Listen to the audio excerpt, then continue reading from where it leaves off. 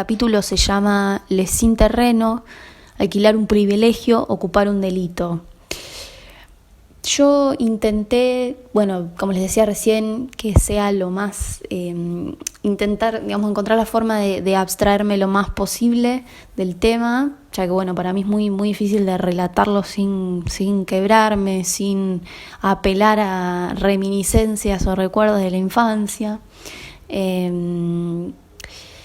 Y también mi necesidad de encontrarle quizá una explicación más sanadora, incluso una justificación, un porqué. Una justificación quizá más protectora, una salida. Y como les decía recién, es sobre situación inmobiliaria del país y de aquellos de hoy en día, víctimas y a veces sin querer promotores de la desigualdad social, de aquellos que aún no contamos con vivienda propia. Así que como les decía, hoy me saco el traje de estudiante de antropología y me pongo el de relatora de cuentos. El mío, ya que lamentablemente no voy a poder ser nada objetiva, como les decía recién, o por momentos lógica en lo que vaya a decir, no porque no crea que lo que diga es cierto, sino que considero hay mucha emoción, mucha emocionalidad en mis palabras, seguramente van a notar, y mucho sentimiento intruso por esto que les voy a relatar a continuación. Primero, igual no me quiero adelantar, les voy a contar una historia. Quizás ya la escucharon, por ahí la escucharon en la escuela, en el CBC, en la universidad, se la contó una amiga, puede pasar. Pero les advierto que es una historia que se repite, primero como realidad y después como sátira, que se renueva, se reconstruye y renace. Es la historia de la acumulación originaria. Voy a poner musiquita de cuento, bánquenme, voy a poner musiquita de contar un cuento que no tenga copyright. Érase una vez en Inglaterra, muchos campesinos labraban sus tierras y vivían en aldeas con sus familias. Es decir, su relación con los medios de producción era directa. El feudalismo ya estaba llegando al fin de una era y acontecían nuevas formas y medios de explotación. Esta nueva forma, con el aval de la corona inglesa y la Santa Iglesia, generó el desalojo de decenas de campesinos de sus tierras, teniendo que ceder todas sus propiedades o tenencias y verse en la obligación de trasladarse a las ciudades. Es decir, tanto el Estado con la bendición de la Iglesia llevaron a cabo un proceso histórico fundante y el de la expropiación de miles y miles de campos de campesinos, mejor conocido y conceptualizado por Marx como la acumulación originaria. Estos campesinos, sin tierras y con conocimientos en la agricultura y la ganadería, debieron trasladarse a la ciudad y emplearse en fábricas o como artesanos. El que tenía suerte. Se imaginarán que cientos de ellos, al no poder adaptarse al ritmo ni a los conocimientos tecnológicos que demanda una ciudad como Londres, por poner un punto específico de concentración del capital, cuna de la revolución industrial, muchos de ellos cayeron en la marginación y la indigencia, siendo por supuesto mal vistos por los londinenses como vagos o borrachos. Ajá, muy interesante esta historia. Es una síntesis a lo Rincón del Vago de la acumulación originaria de Marx, lo que acabo de relatar. Entonces, para recapitular, dijimos, érase una vez campesinos con tierra, que producto de un proceso histórico de modificaciones en las relaciones sociales de explotación y dominación de la tierra, son despojados de las mismas, asesinados quienes se resistían y arrojados a las grandes ciudades para hacer cosas que no saben o no quieren hacer. Caen en la indigencia algunos y los otros, bautizados como nuevos asalariados, son vagos y borrachos. Es decir, por si no se entendió, yo tengo una tierra, viene la corona y me dice, no, esta tierra a partir de ahora es mía, ándate a trabajar a la ciudad. Te vas a trabajar a la ciudad, pero como no contás y no dispones de los recursos o los conocimientos que necesitan y requiere una fábrica predeterminada para que vos trabajes allí, caes en la indigencia y para la gente sos un vago o sos un borracho. El que tenía suerte lograba conseguir un empleo, porque obviamente también recordemos que si las ciudades ya estaban sobrepobladas y ya había un cúmulo asalariado de personas en este espacio determinado, o sea, ya había conformada, digamos, una clase obrera. Ahora hay que agregarle todo el cúmulo de gente que vienen de los campos, que son desterrados por la corona inglesa y por la iglesia, es decir, el Estado y la iglesia. Entonces, ¿qué pasó con estas tierras? La corona y la iglesia se quedó con todo y cada uno de los títulos de esa tierra. Y la gente con un sueldo para comer y beber, o sea, para sobrevivir, básicamente. Entonces podemos decir abiertamente que el carácter fundante del capitalismo es la expropiación, o sea, un robo. La historia fundante del capitalismo, entonces, comienza con un robo. Todo comienza con un asalto, un acto delincuente por parte del Estado-Nación hacia sus pobladores. Me detengo acá y lo voy a continuar un poquito más adelante como para darle cauce a lo que acabo de comentar recién. Les paso algunos números. No encontré mucha claridad, la verdad, en tanto a datos oficiales, que incluso hay muchos reclamos en base a eso, porque no hay estadísticas claras. Pero según el CELS, el CEPA y la Federación de Inquilinos, en Argentina contamos con unos 9 millones de inquilinos, es decir, el 20% de la población, y solo en Buenos Aires un 42% del sueldo en mano es puesto para el alquiler. Esto, por supuesto, son números sujetos a revisión y cambiantes y que contemplan ciertos requisitos. No nos olvidemos que las personas que alquilan, quizá por dueño directo, sin contrato mediante, o personas que viven de prestado en algún lugar, no están contempladas seguramente en estas estadísticas. Vuelvo con lo mismo. No hay datos certeros sobre esto y es un reclamo que llevan adelante las organizaciones de inquilinos organizados. Entonces, ya acá entramos a otro terreno, la cuestión del alquiler y cómo alquilar una casa, acceder a una vivienda que ni siquiera es tuya, o sea, es pagarle compulsivamente a una persona para que te deje vivir en su casa, termina siendo un privilegio. O sea, aún así en este trágico panorama en el que uno no puede acceder a una vivienda propia, es un privilegio. No todas las personas llegan a cumplir todos los requisitos que piden las inmobiliarias o los propietarios. Por ejemplo, que el sueldo triplique el valor del alquiler, que tengas propiedad en Capital Federal o en provincia, pero no en la costa, o zonas peligrosas, que te salga alguien que te salga de garante, si no tenés recibo de sueldo, si no tenés trabajo en blanco. Muchas objeciones pueden aparecer en el medio. Que el seguro de caución chequee tu situación crediticia, por ejemplo.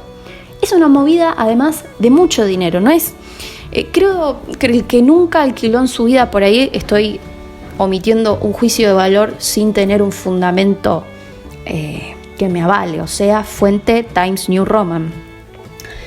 Pero a veces pienso que el que nunca alquiló en la vida piensa que es solamente poner el dinero todos los meses y listo. Eso no es así. Hoy, sin poder poner mínimo 200.000 pesos argentinos de entrada, y por lo menos, o sea, mínimo, estoy diciendo 200.000 pesos de entrada, no entras a ningún lugar sin ese dinero. Eso quiere decir que si no hay plata, a la calle. Ni hablar de todas las responsabilidades que conlleva vivir en la casa de otro, o sea, vivir en la casa de un dueño que te va a dar una mano hasta ahí nomás. O sea, no quiero tampoco generar un prejuicio sobre la gente propietaria, porque obviamente no el punto, digamos, de este podcast no es incriminar a los propietarios, todo lo contrario, todos queremos ser propietarios y todos queremos tener nuestra casa.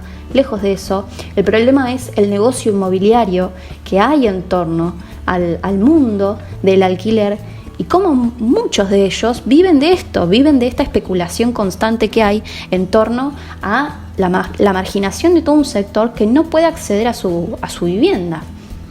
Entonces, como decía, es toda una responsabilidad. Si a vos se te rompe un caño, si se te empiezan a humedecer las paredes, si no te funcionan las cosas, siempre va a haber una persona que va a mediar a ver quién lo rompió. ¿Quién lo rompió? A ver si fuiste vos, a ver si efectivamente correspondía a la infraestructura de la casa. Hay cosas que te las pintan por arriba y arriba está lleno de humedad y anda a chequearlo eso. hay mucha estafa en torno a este negocio también. Y en el medio, la dignidad de la gente, que no puede vivir tranquila, porque el lugar donde se mete, el lugar en donde probablemente tiene una tentativa de estafa por parte de una persona que hace un negocio sobre la calidad de vida de otros, ¿no? Es quizá muy incisivo lo que estoy planteando. Y no digo, vuelvo a lo mismo, not all propietarios, pero es algo que se suele dar y es algo que cuento también desde una experiencia bastante traumática que he tenido a lo largo de mi vida. Yo soy la niña alquiler. Yo jamás pude generar recuerdos ni memorias en un solo lugar. Y donde estaba, a los 2 años, me sacaban de ahí.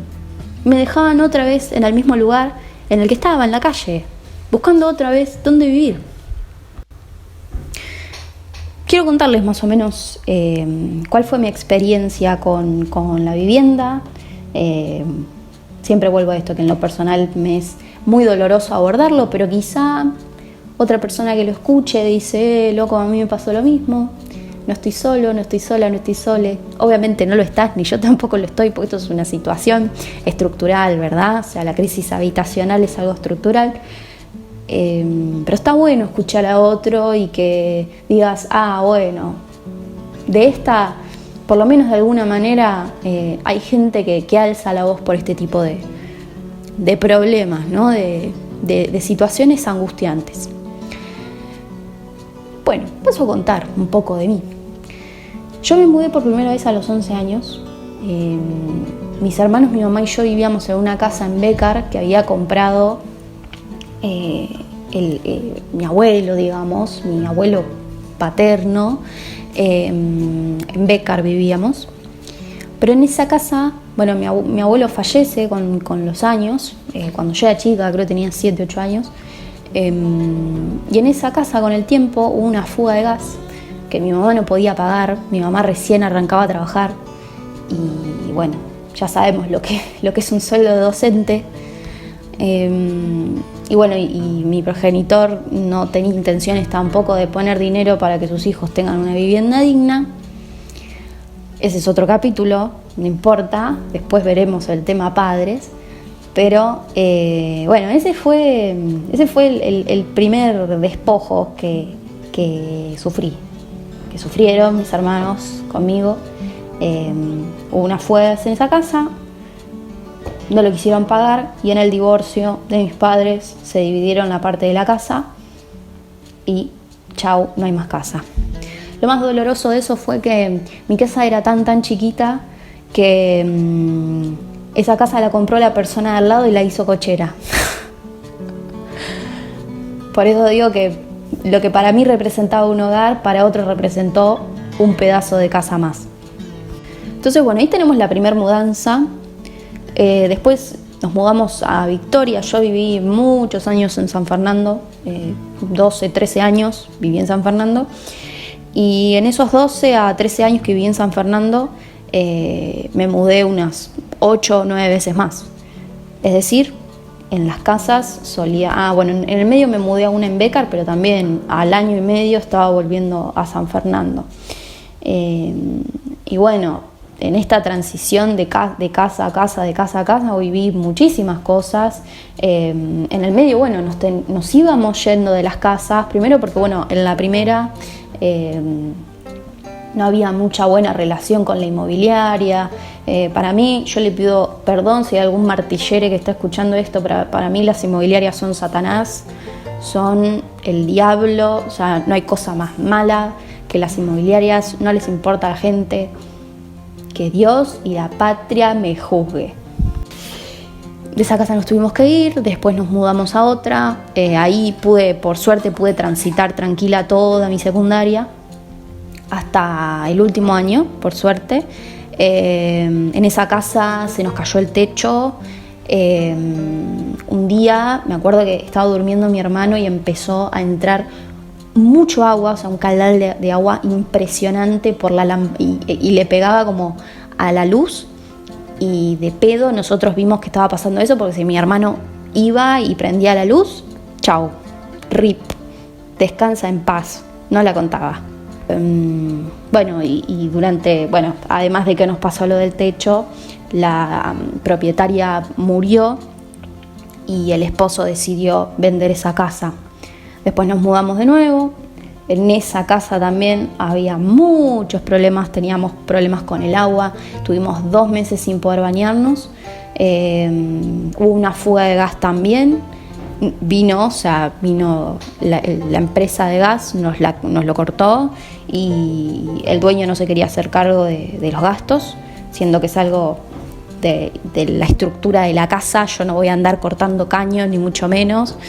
Y me acuerdo que en ese momento yo era supervisora en un call center, iba toda sucia y me daba muchísima vergüenza, pero no me podía bañar, no me podía bañar, algo tan sencillo como querer bañarse, por eso vuelvo a lo mismo, que hay situaciones que se generan en la relación inquilino-propietario que te despojan de toda dignidad y en las que uno no le queda otra más que agachar la cabeza, porque no hay derechos habilitantes que a uno lo defiendan.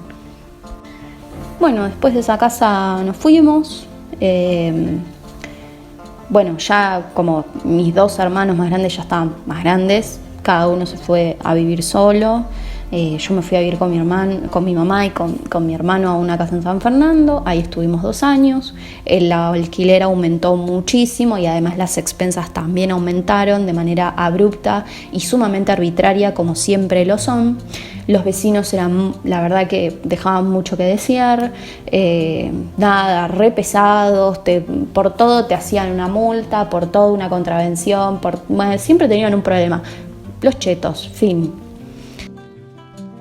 De este lugar nos tuvimos que ir, ahí nos mudamos otra vez. Estoy contando lo que puedo, ¿no? Pero ahí otra vez generamos otra mudanza, vivimos en otra casa en Victoria, en esa casa también,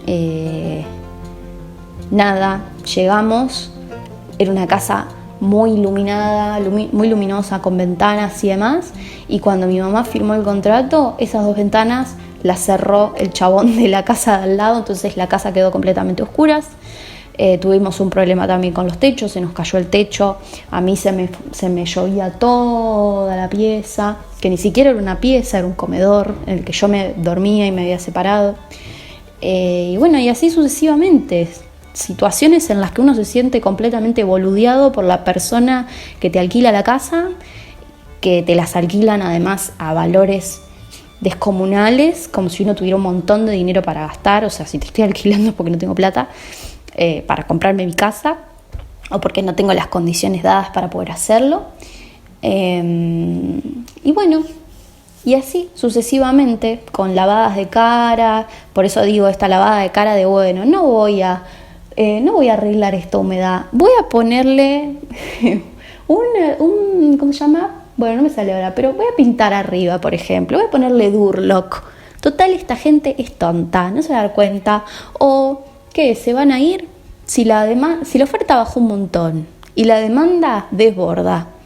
En algún lugar tenés que vivir, entonces juegan todo el tiempo con la necesidad de las personas también.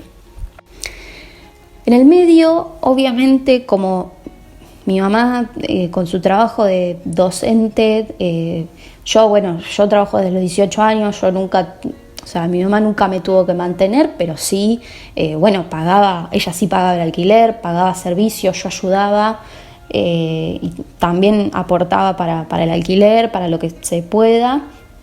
Muchas veces mi mamá se ha quedado sin cargos como docente o ha tenido que sostener uno por salud mental y yo, he tenido también que aportar porque, vivíamos todos, yo ya tenía mi trabajo y había que pagar el alquiler, loco, no había otra. Y siempre viviendo en condiciones, no digo malas, porque mi mamá siempre se encargó de que nosotros viviéramos en casas lindas, en casas dentro de todo funcionales, que estemos cerca de, los colectivos, que pudiéramos llegar tranquilos a la noche, lo que sea. Ella siempre veló por esas cosas, que nunca nos vayamos del barrio en el que nos habíamos criado. Pero lamentablemente las casas se nos empezaban a caer a pedazos. Y nosotros nos sentíamos abandonados por esta persona, en este caso el ente, supongamos ente regulador inmobiliaria, que al presentar un reclamo te daban vuelta la cara. Pero porque ellos son funcionales al propietario, no al inquilino. El inquilino es un pobre tarado que alquila. Y si vos te vas, ponen a otro. O sea, fin, se acabó el tema. Yo en mi cabeza pensaba, esto me pasó en la última mudanza, o sea, no en esta, sino en la anterior. Yo estuve, no les estoy jodiendo, yo estuve como 3 o 4 meses sin sacar las cosas de mi valija. Yo tenía toda la ropa en una valija, porque yo sabía que en algún momento me iba a ir, que eso se iba a terminar.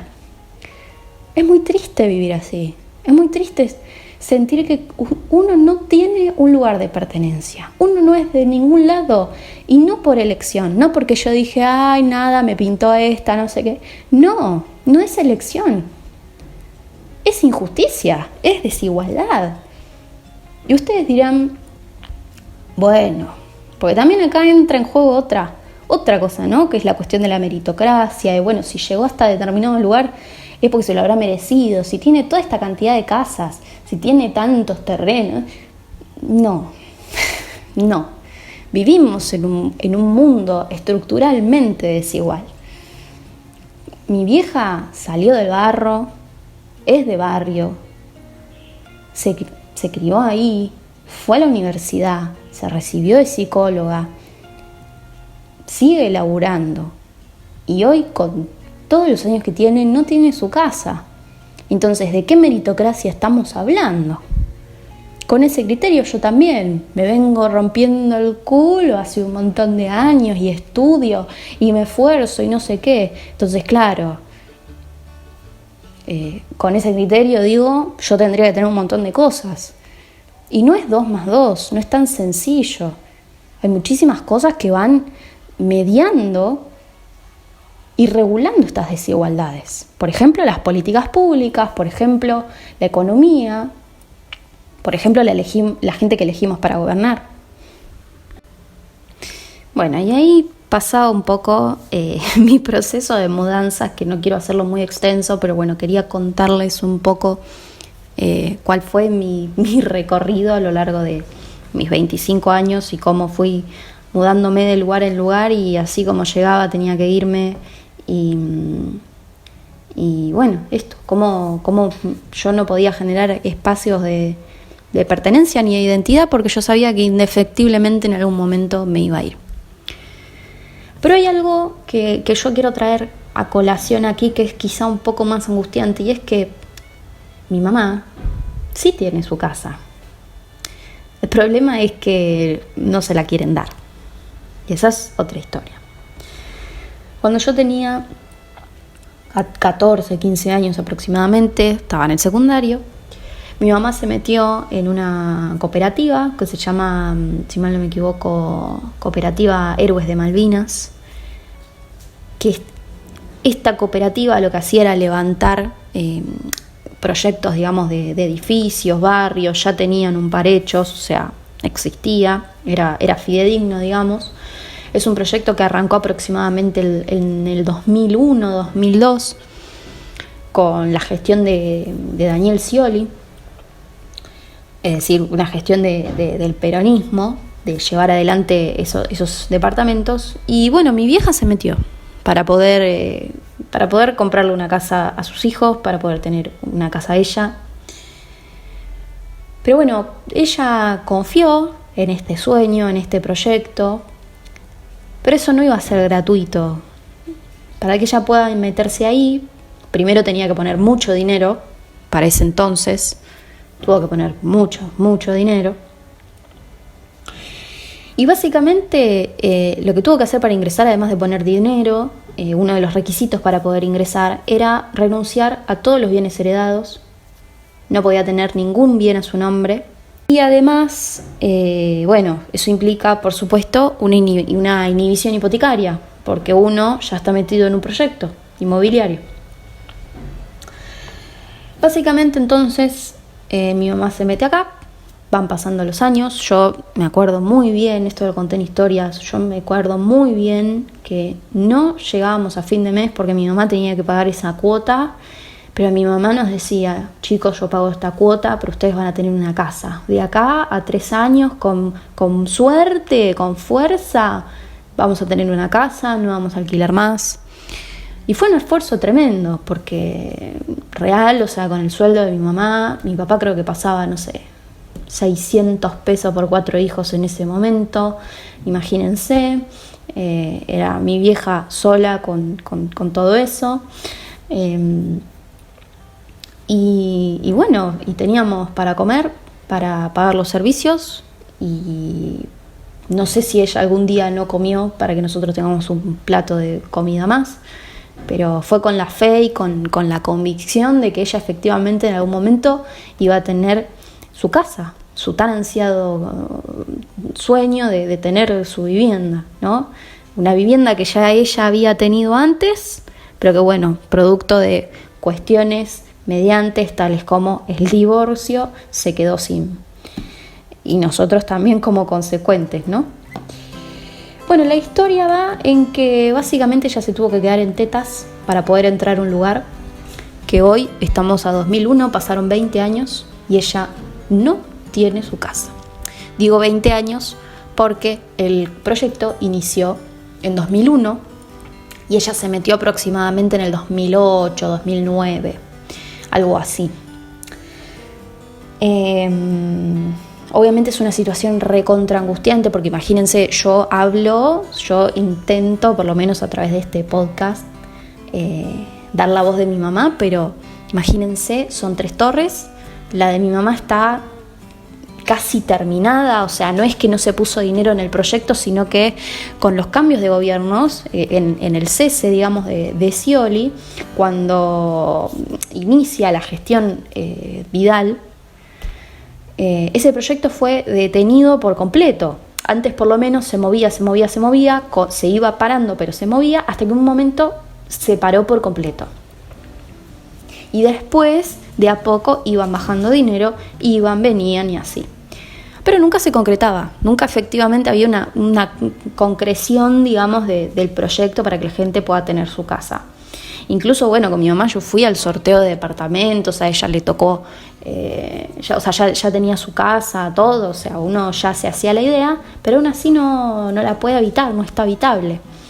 Entonces, ese edificio, o sea, ese por lo menos el de mi mamá está levantado, pero el resto, el segundo y la tercera torre, hasta donde yo vi, no existe, o sea, casi que no existe. Entonces, imagínense que si la situación de mi mamá es crítica, porque tiene un montón de años, porque hace un montón de años también entró a un proyecto para ingresar a su vivienda, y desde que ingresó se mudó entre 8 a 9 veces más. Imagínense la situación de 104 familias que están esperando en ese barrio su casa.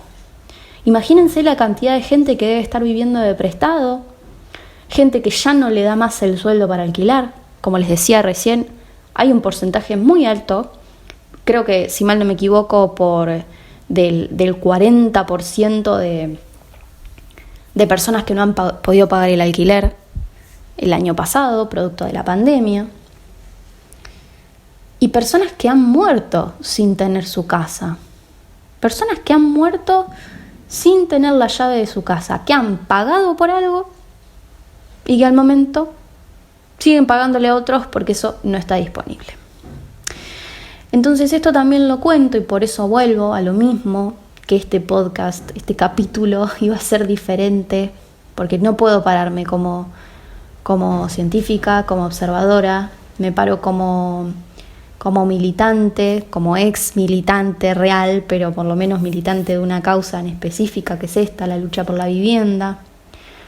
Me paro como hija de una madre que ve que con los brazos cansados sigue yendo a trabajar y que no le da más la vida. Y lo digo como persona, como yo, Lucía, individuo de 25 años, joven adulta, que vive con una incertidumbre enorme de no saber a dónde irá todo esto, ¿no? Son muchas las cosas en las que uno empieza a indagar y se empieza a detener. por eso adelanté que no podía hacer nada científica hoy, que esto iba a ser 100% personal, o bueno, no 100% personal, mirando el mundo, pero mirándolo desde un algo, ¿no? Un problema estructural que me atraviesa en lo personal, a mí, a mis hermanos, a muchas de mis amigas, de mis amigues en general, ¿no? Y es muy angustiante. Así que bueno, esperemos que salga prontamente la lucha por el barrio Néstor Kirchner, que las 104 viviendas de San Fernando sigan al Instagram del barrio, que es @barrio Néstor Kirchner, para conocer las actualizaciones, para acompañar y solidarizarse con la lucha de la gente. Es un reclamo más que válido, más que importante, más que vigente y más que urgente. Esto tendría que ser programa político hoy y siempre. Así que bueno, no quería dejar pasar este podcast sin hablar de esto. Y ahora quiero hablarles un poco porque es importante obviamente y porque yo se los pedí. No sé si se acuerdan que hace unos días, yo ya vengo con esto hace un mes y medio. Lucía, ¿qué pasó? No, pero yo vengo hace un tiempo ya con esto, ¿no? Bueno, yo les había, a través de encuestas, les había hecho unas pares de preguntas como para saber cuál era la situación de la gente que me seguía. Yo tengo 1.100 seguidores, o sea, nada, ¿qué encuesta puedo hacer yo que tenga una gran relevancia? Ninguna, pero es interesante conocer como la situación de las personas que consumen tu contenido o que te siguen o que conocen más o menos a qué te dedicas y demás, ¿no? Y que eligen seguir escuchándote. Y se lo voy a compartir. A ver qué conclusiones podemos sacar sobre esto. Bueno, vamos a ver qué surge de esto. Es una encuesta generada alrededor de 100 personas, es muy poco, obviamente no nos va a arrojar resultados tan válidos como si fuese hecho, digamos, con un caudal de gente mucho mayor, pero bueno, nada, nos sirve para el análisis y porque ustedes son los que votaron. Lo siguiente, entonces, la primera pregunta era: ¿sos propietario? El 91% puso que no, el 9% puso que sí. La segunda pregunta era bienes heredados. Si tenías bienes heredados, el 22% puso que sí, el 78% puso que no. Pregunté si alquilabas, el 56% puso que sí, el 44% puso que no. Después pregunté, ¿te angustia alquilar?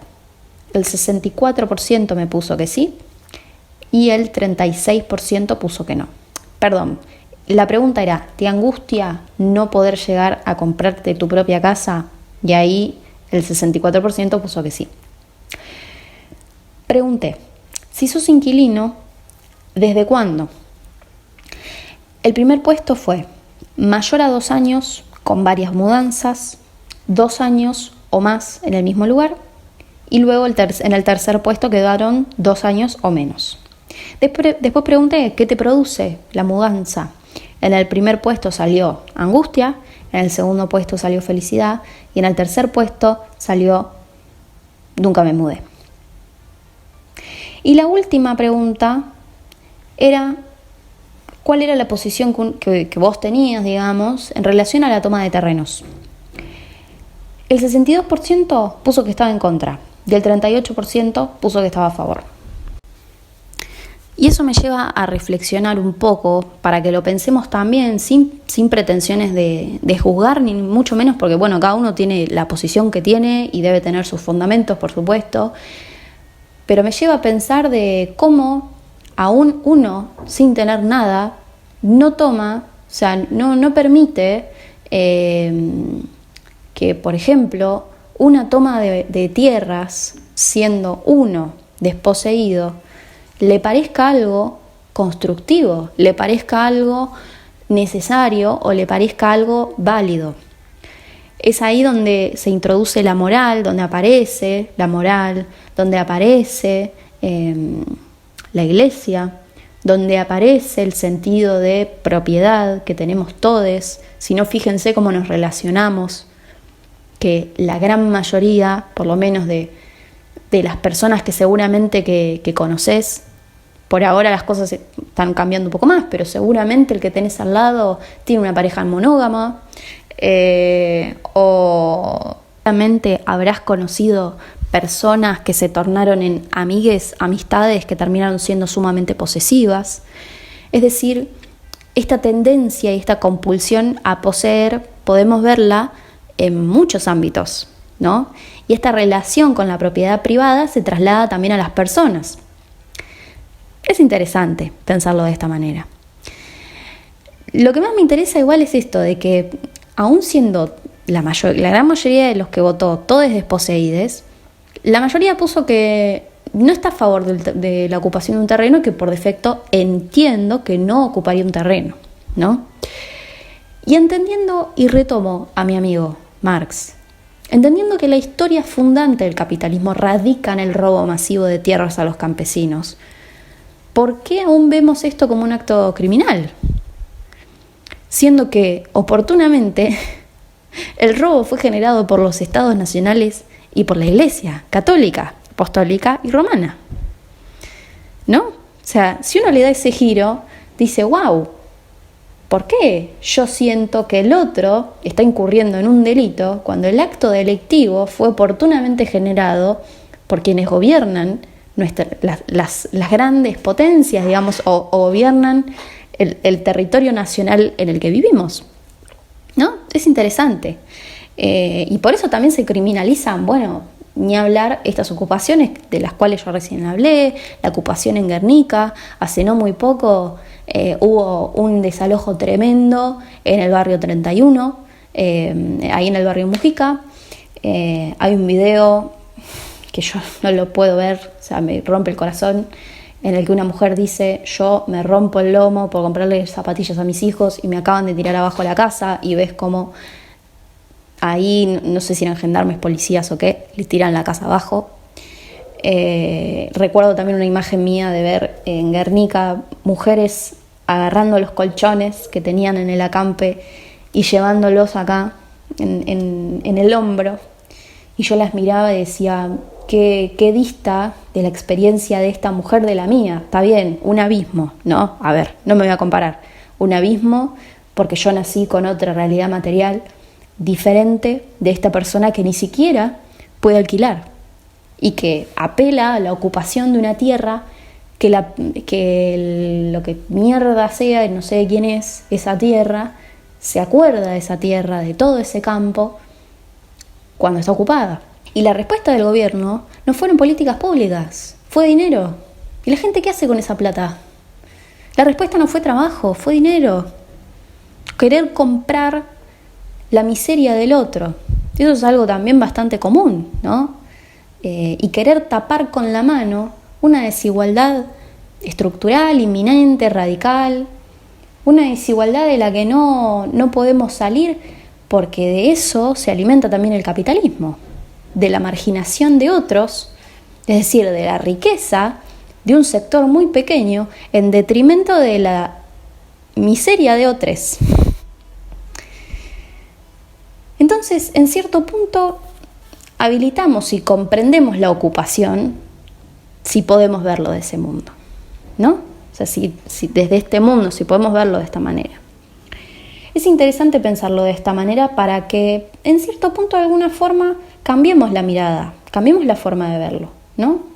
Y cierro con esto que no tiene nada que ver, pero recuerdo que fue muy interesante también porque es como, bueno, desalojo si puedo también, ¿no?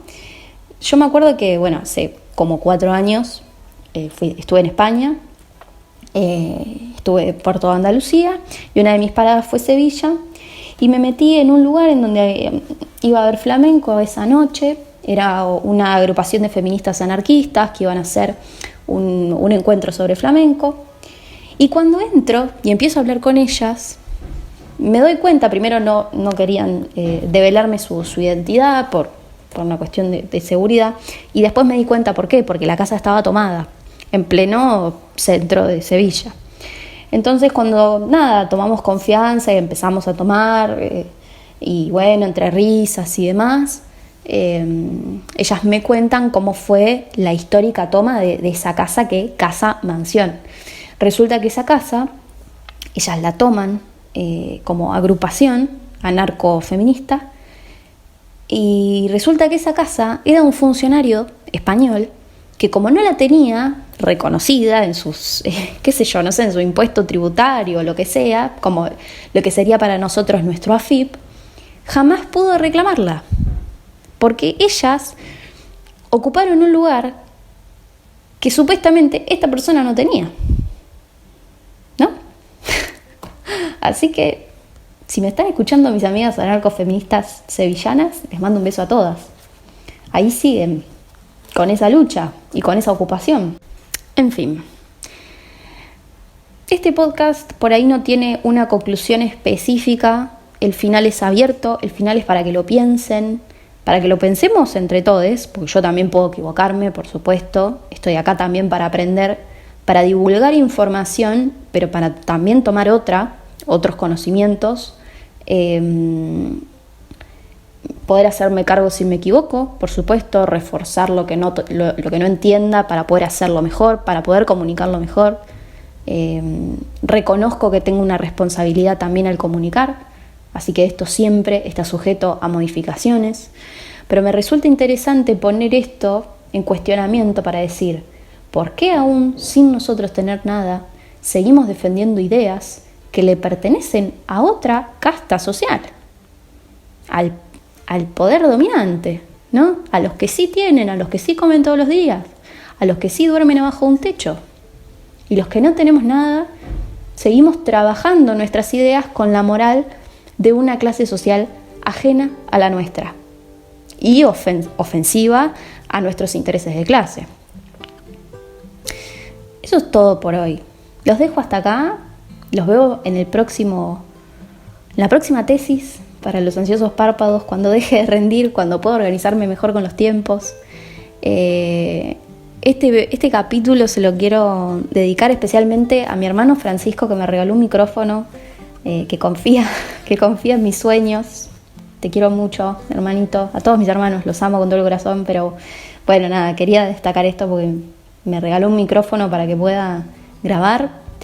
Se lo dedico a mi vieja también por pelear por una casa para todos sus hijos, y va dedicado especialmente también a la lucha colectiva de todos y cada uno de las personas que se encuentran hoy en pie de lucha para recuperar lo que nos pertenece.